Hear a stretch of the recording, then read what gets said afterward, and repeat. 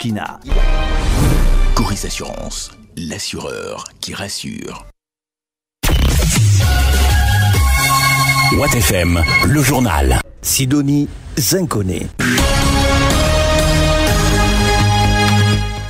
Madame, Monsieur, bienvenue à cette session d'information. L'actualité majeure au Burkina Faso, c'est la célébration de la sortie des pays de l'AES de la CEDEAO à Ouagadougou. Des milliers de personnes se sont réunies à la place de la nation en présence du chef du gouvernement et du président de la Commission nationale de la Confédération des États du Sahel. Plus de 300 Burkinabés en situation irrégulière aux États-Unis seront expulsés. Ce sont en tout plus d'1 500 000 ressortissants qui sont concernés par ce refoulement, ainsi en a décidé le président Donald Trump. On en parle dans la page Inter. Et puis dans la chronique santé de ce mardi qui est à retrouver en fin d'édition, notre chroniqueuse Fatima Taninkiema nous entretient sur un sujet qui fait l'actualité, la fièvre typhoïde. Et voilà pour les grandes articulations de ce journal. Bonsoir.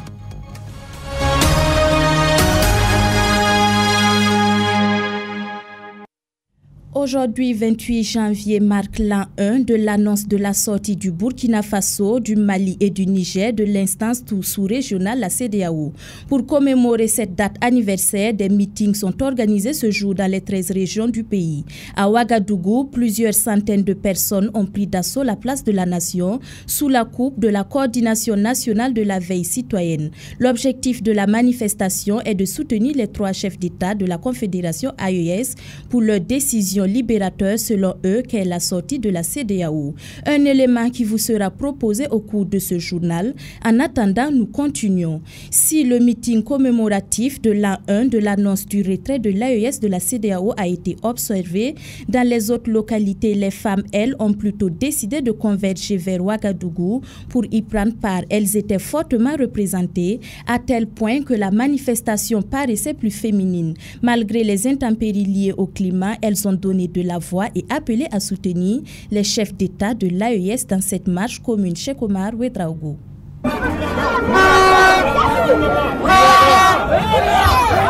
Un grand jour, ce mardi 28 janvier, il est 10 h. La place de la nation de Ouagadougou bonne déjà du monde.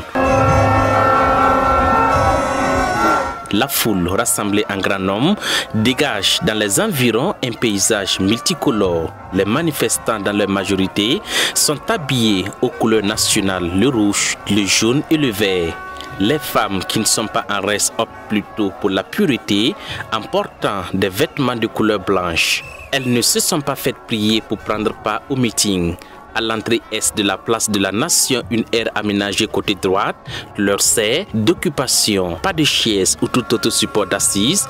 Chacune sort alors de son sac un pain, d'autres des foulards les étalent à même le sol, puis s'asseyent. Leur détermination à soutenir les actions du président Traoré et particulièrement sa décision de sortir le Burkina Faso de la CEDEAO est sans appel. Quand il a quitté le CEDEAO là-haut, c'est pour cela qu'on est là ce matin-là. On les soutient, ils ont fait du bien.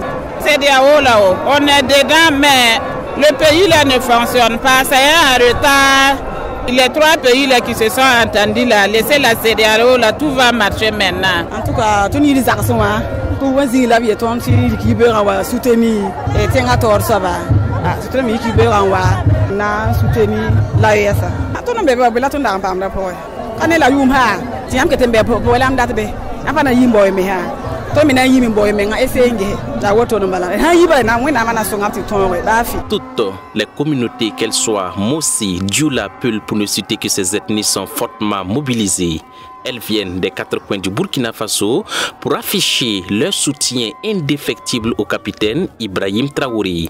Que ce soit à Koubri ou à Kombessiri, tous les moyens ont été mis à la disposition des femmes pour converger vers Ouagadougou. Le point de rassemblement, c'était à la nouvelle mairie qu'on s'est croisés. Les cars étaient à la mairie. Les femmes sont sorties depuis très tôt le matin, on a pu bouger. Il y a d'autres qui sont venus en moto parce que les 3 cars là ne suffisaient pas. Voilà, le nombre était trop élevé. Il y avait le Kombissiri. On remercie Ibé. Il se donne la vie, il nous aide. Il veut que le Burkina Faso ait la paix. C'est ça qu'il veut retirer ça.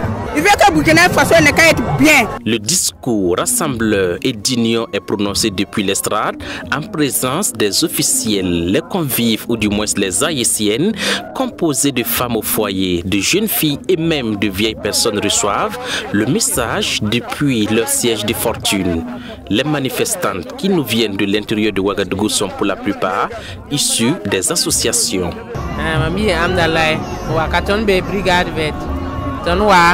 Nana manifestation na man suno ne ayesa ibe hinya kayama yiti ton na yi seria wonwa ya bum ya soma halu so ton kota wena bam ya ka yam ninga wena kelle nyaaba ne yel kanga kelle song.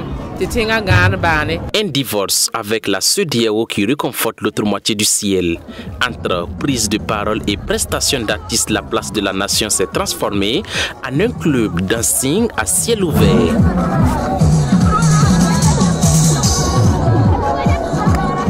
Au moment de quitter le site aux environs de 12 h, la scène musicale ne vient que de commencer.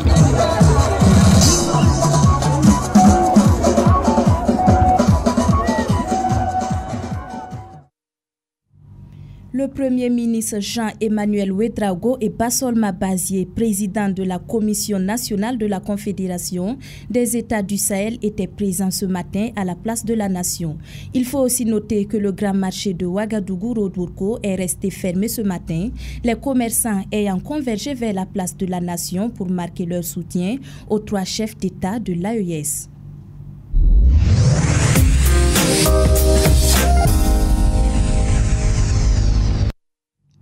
Nous mettons à présent le cap au ministère des Affaires étrangères où le ministre Karamoko Jean-Marie Traoré a présidé la cérémonie officielle de montée des couleurs des 3 pays de l'AES ce matin à Ouagadougou. Cette cérémonie s'est tenue en présence de l'ambassadeur du Mali et de la consul générale du Niger au Burkina Faso. Au cours de cette cérémonie, le ministre des Affaires étrangères burkinabé a exprimé au nom de ses homologues maliens et nigériens la ferme volonté des autorités à faire de l'AES un instrument résolument engagé dans la résolution des préoccupations des populations. Fabrice Dabiré pour le compte-rendu. Les couleurs du Burkina Faso, celles du Mali, du Niger et celles de la Confédération des États du Sahel sont montées ici au ministère des Affaires étrangères du Burkina Faso ce mardi 28 janvier 2024. Le ministre des Affaires étrangères, de la coopération régionale et des Burkinabés de l'extérieur, aux côtés de ses collègues ministres ainsi que des chefs de diverses institutions, assistent à cet instant d'une haute importance. Karamoko Jean-Marie Traoré a saisi cette opportunité pour rappeler le contexte dans lequel les 3 chefs d'État de l'Alliance des États du Sahel ont quitté la communauté économique des États de l'Afrique de l'Ouest. Le chef de la diplomatie burkinabé a souligné que les chefs d'État de l'AES ont pris la pleine mesure des desiderata de leurs peuples respectifs au regard des sanctions de la CEDEAO. La création de l'Alliance des États du Sahel est une réponse qui est en phase avec les aspirations profondes des populations. Une réponse qui veut aller vers un espace réel des peuples, vers un espace réel d'intégration économique, de solidarité et de fraternité. S'il n'y avait pas eu le 28 janvier, je suis sûr que Kidal serait toujours loin de Bamako. La synergie d'action entre le Burkina Faso, le Mali et le Niger sous le leadership du capitaine Ibrahim Traoré, le général d'armée Assimi Goïta et le général de brigade Abdourahmane Tiani a permis d'affirmer plus de souveraineté dans la Confédération des États du Sahel.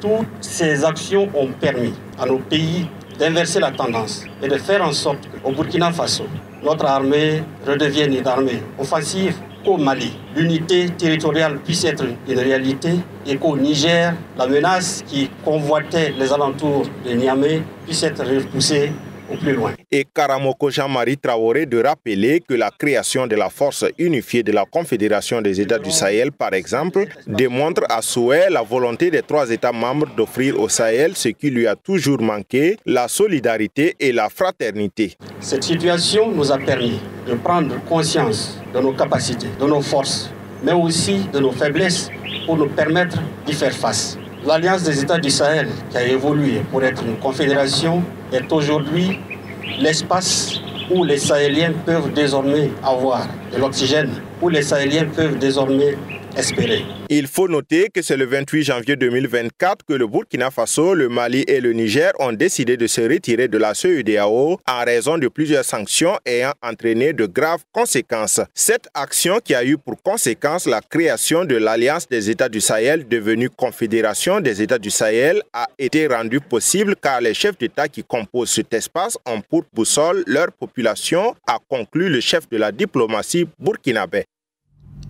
Direction le terrain de Samba où une équipe de Watt FM a rencontré Bienvenue Carole Bonkungu. Elle est passionnée de motocross depuis son enfance et fait partie des 3 filles sur le plan national à pratiquer ce sport. Cette jeune dame arpente les pistes bondées d'obstacles avec sa motocross et participe même à des compétitions. Elle nous parle de cette passion qu'elle pratique depuis l'âge de 16 ans ainsi que des risques et des préjugés autour. Le reportage est signé Alexis Belmnaba. Dans ses équipements sur une motocross, une pilote de cross. À l'allure d'un homme, Bienvenue Carole Bonkungu arpente une piste pleine de virages, de sauts, de montées, de descentes, le tout dans un scénario bien pensé. En plus de développer la force musculaire, ce sport favorise l'endurance cardiovasculaire, la coordination et l'équilibre. En un mot, ce sport est une passion pour Bienvenue Carole Bonkungu, une passion dont les origines remontent depuis sa tendre enfance. 16 ans, j'ai vu ma première moto, je l'ai présentée à mes parents, mais ils ont refusé. Ils m'ont dit non, c'est pas possible, c'est trop grand pour toi. Et vu que j'ai pas la taille, il faut qu'à moi que je me penche pour pouvoir m'asseoir sur la moto.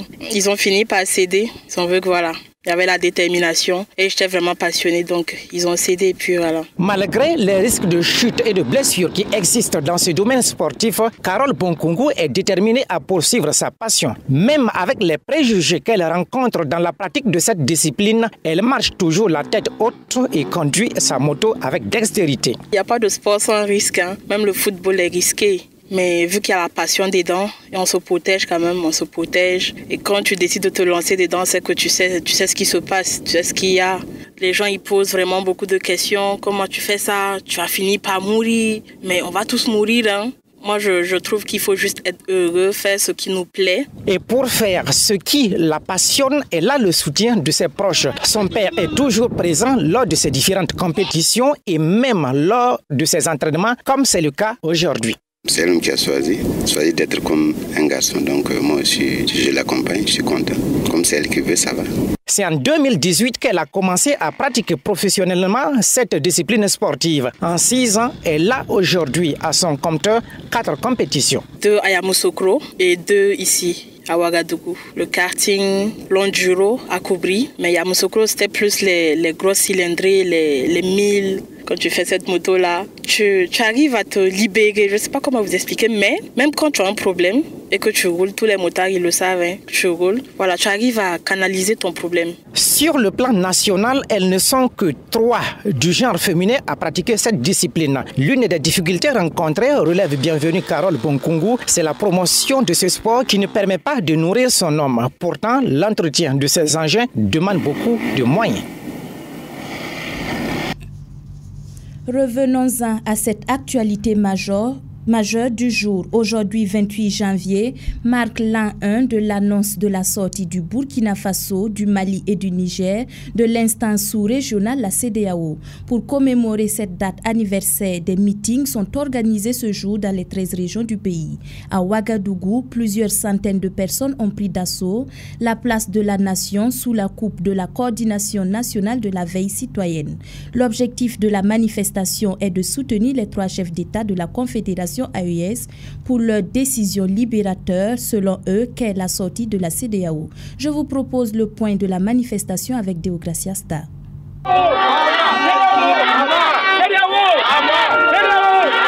C'est à ces marques de soutien que les dirigeants des pays de l'AES ont eu droit ce 28 janvier 2025, jour marquant le premier anniversaire de l'annonce du retrait des pays de l'AES de la CEDEAO. Sortis massivement à la place de la Nation de Ouagadougou, les manifestants disent s'être rassemblés pour témoigner leur solidarité et leur engagement à soutenir les présidents de l'AES, Abel Sagnon et Aïdara Ouedraogo. Vous n'êtes pas sans savoir quand même que ça fait une année qu'on a proclamé quand même qu'on veut sortir et aujourd'hui si c'est acté, c'est de bon ton quand même qu'on vienne manifester quand même notre encouragement, notre volonté, notre soutien total à cette souveraineté qu'on recherche aussi de tous nos voeux. Nous sommes sortis aujourd'hui pour dire aux 3 pays de l'AES que nous sommes d'accord de leurs décisions. La décision ne vient pas d'eux, mais la décision vient de la population. Comme le disait le camarade capitaine Ibrahim Traoré, le peuple est ma boussole. Donc nous voulons vraiment l'orienter dans le bon sens. À cette marche-meeting, c'est la joie qui anime certains participants à l'image de Abdoulaye Belem. Et cela s'explique par la même raison, la démarche des autorités de l'AES vers la souveraineté. À cet effet, Abdoulaye Belem formule des vœux pour ses dirigeants. La joie que je ressens ici est inexplicable. Les autorités de l'AES sont à féliciter dans leur démarche de se retirer de la CEDEAO. Je souhaite que Dieu leur accorde force et courage pour sortir les pays de l'AES du terrorisme.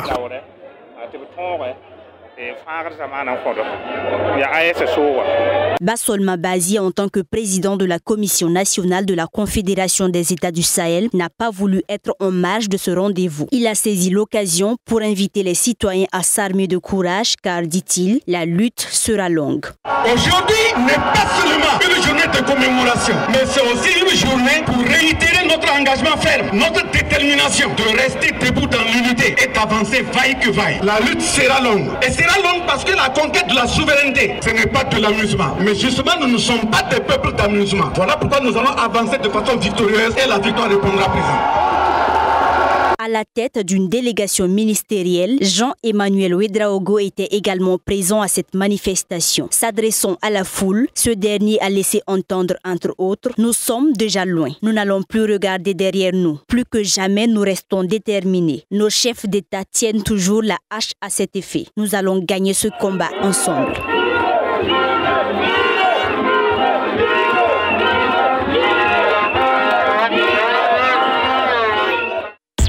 Watt FM, au-delà de l'information. Des manifestants ont mis le feu ce matin à l'ambassade de France à Kinshasa en RDC, accusant la France d'être complice des rebelles du M23 ayant attaqué la ville de Goma. Ils s'en sont pris également à la représentation diplomatique rwandaise à Kinshasa. La foule en colère a aussi demandé aux représentants diplomatiques des États-Unis et des autres pays occidentaux de quitter leur pays selon l'agence congolaise de presse. Le procureur de la Cour pénale internationale Karim Khan a alerté sur des crimes internationaux qu'il qualifie d'indubitablement en cours au Darfour, utilisés comme arme de guerre contre les populations civiles. S'exprimant devant le Conseil de sécurité de l'ONU aujourd'hui, il a souligné la nécessité de faire respecter le droit international humanitaire pour protéger les victimes. Karim Khan précise également que son bureau prend des mesures pour émettre des mandats d'arrêt visant des crimes présumés commis notamment dans l'ouest du Darfour où des civils subissent meurtres, viols et pillages. Aux États-Unis, près d'1 500 000 ressortissants inscrits au registre des personnes feront l'objet d'expulsion. Parmi eux, l'on note entre autres 303 Burkinabés, 642 Nigériens et 929 Maliens. Ces expulsions s'inscrivent selon le pays dans le cadre d'une politique plus large visant à renforcer le contrôle de ses frontières. Les opérations d'expulsion ont déjà débuté sur le territoire américain. À titre d'exemple, 265 migrants ont été renvoyés vendredi au Guatemala en une seule journée. Watt FM, la chronique santé avec Fatimata Nikiema. On retrouve effectivement Fatimata Nikiema pour la chronique santé de ce mardi. Elle nous parle de la fièvre typhoïde, objet d'une campagne nationale de vaccination qui prend fin demain 29 janvier. Cette maladie, dite des mets sales, touche particulièrement les enfants de 9 mois à 14 ans et peut être mortelle. Suivons. Pourquoi prendre le soin de laver les mains convenablement pour 1 ou 2 beignets? Conscients que nos mains sont souvent très sales, nous nous consolons en disant que la saleté n'a jamais tué quelqu'un. Qu'est-ce qu'on en sait réellement?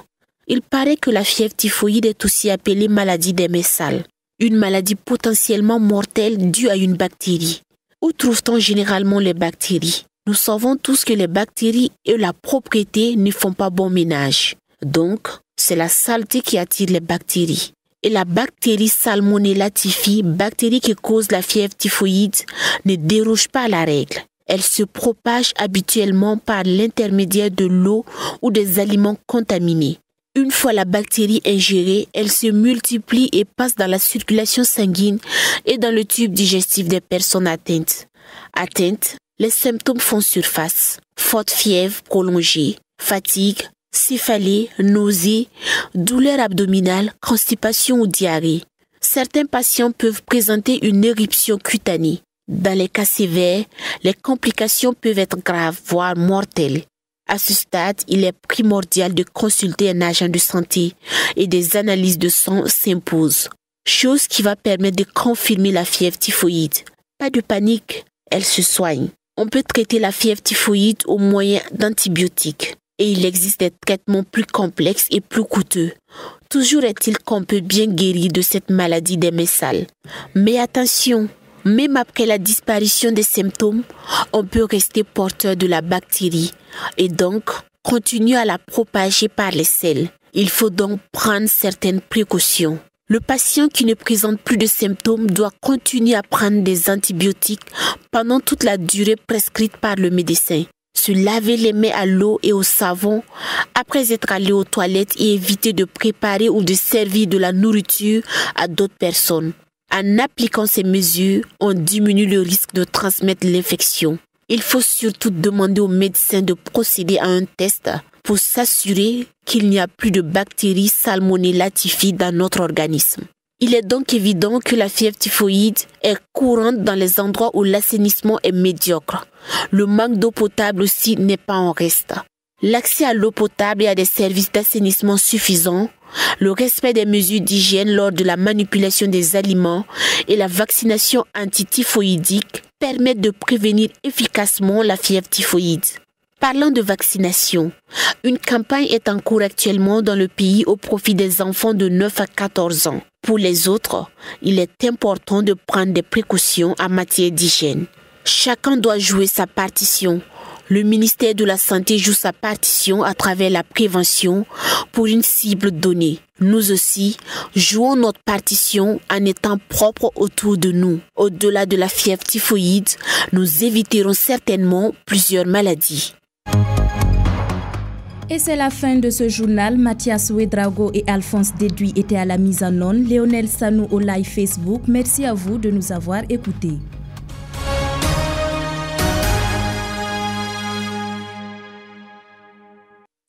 Les rendez-vous de la rédaction de Watt FM. Tous les jours, suivez les traitements exclusifs de l'actualité nationale et internationale proposés par une équipe dynamique et proactive sur votre radio. Les infos sur Watt FM, c'est en français Moré et Dioula. Des interviews exclusives avec de grandes figures de la vie publique dans le journal et de grands reportages. Watt FM, l'information juste. Information juste.